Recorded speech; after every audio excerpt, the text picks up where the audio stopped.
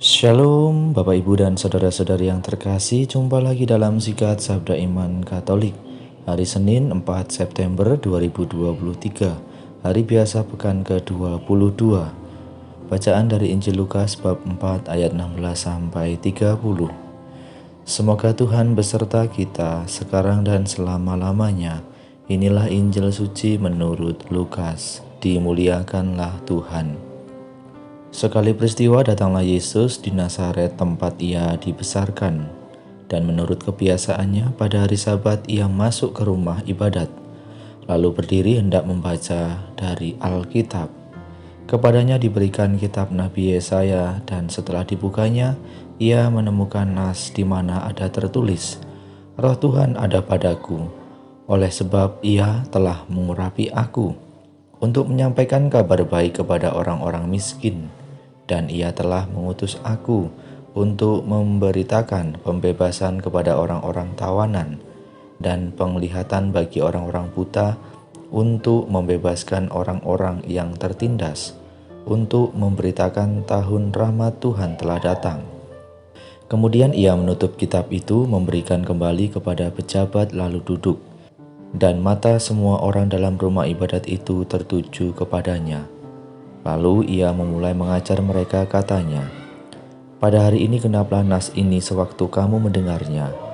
Dan semua orang itu membenarkan dia, dan mereka heran akan kata-kata yang indah yang diucapkannya. Lalu kata mereka, bukankah ia ini anak Yusuf?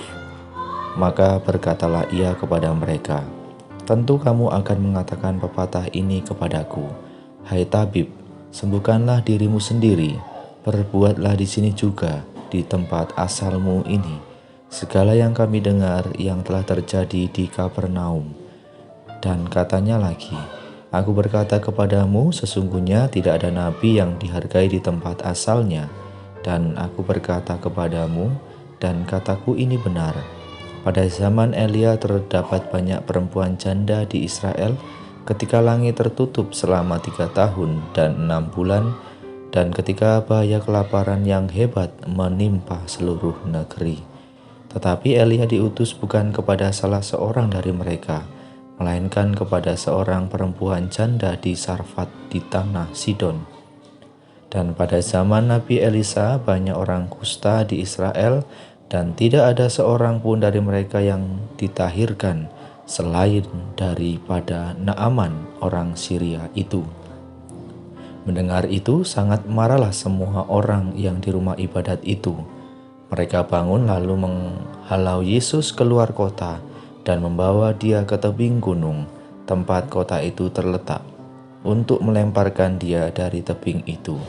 Tetapi ia berjalan lewat dari tengah-tengah mereka lalu pergi. Demikianlah sabda Tuhan. Terpujilah Kristus.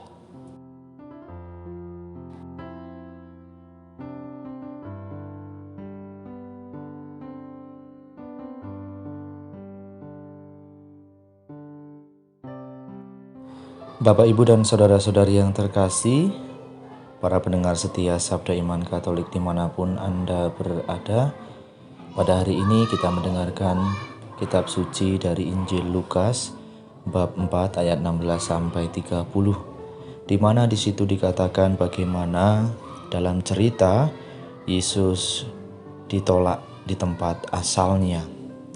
Maka perkataan Yesus ini menggambarkan apa yang terjadi padanya atau nabi-nabi pada zaman sebelum Yesus. Bagaimana Yesus yang mula-mula diterima dengan baik, namun akhirnya ditolak oleh orang banyak, di mana di tempat asalnya sendiri.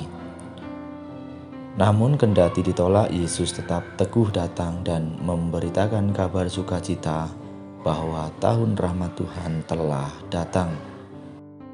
Bapak, Ibu, dan Saudara-saudari yang terkasih dalam Kristus, apa yang kita petik dari Injil hari ini, di mana kita sebagai para pewarta sabda Allah yang menerima karunia rahmat Tritugas Kristus, yaitu sebagai nabi, imam, dan raja. Sebagai nabi kita hendaknya mewartakan kabar sukacita itu mewartakan kabar baik. Meskipun terkadang ketika kita mewartakan kabar baik itu banyak orang yang menolak kita.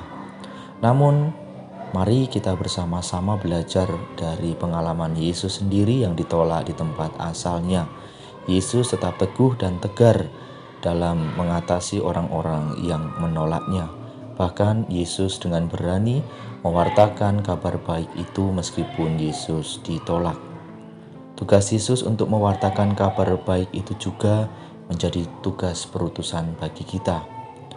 Kendati banyak tantangan, tapi kita juga harus seperti Yesus yang tak surut semangatnya untuk mewartakan kabar baik, meskipun mengalami penolakan. Mewartakan kabar baik dapat kita mulai dengan hal-hal yang sederhana. Bagaimana kita menjadi teman, terutama mereka yang ada dalam kesusahan.